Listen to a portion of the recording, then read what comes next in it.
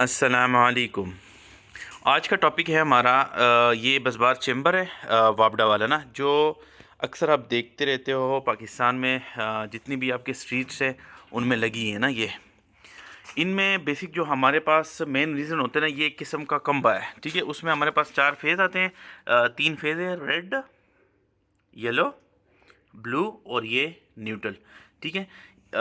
इसमें आपको कनेक्शन हमारे पास कितने पॉइंट, हम कितने घर, एक ये मेन इन आ गई है, ये आउट हो गई हैं दूसरे के लिए।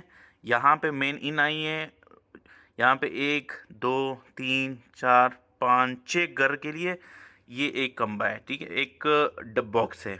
अब इसमें हम जो हीट के लिए ये लगाते हैं, लोअर लगाते हैं। मैं बाहर से आपको चेक करा देता हूँ। ये इसमें लोअर लगे हैं एयर के लिए, ताकि इसमें एयर वेंटिलेशन जो भी उसमें हो। और ये इसको हमने बैक साइड पे इसको सेव किया हुआ है, ताकि इसके अंदर कोई चीज़ जो है ना अंदर ना आए। तो ये बस बार चेम्बर इसको बोलते हैं।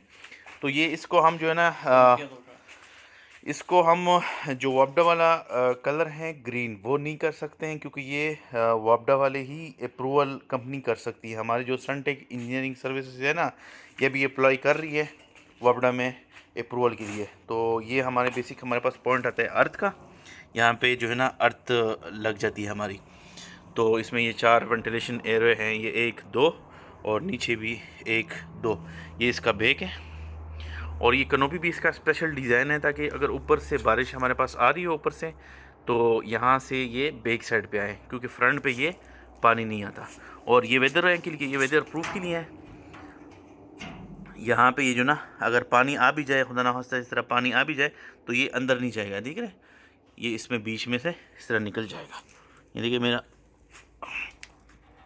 आधा जो है ना उसमें वो हो जाती है।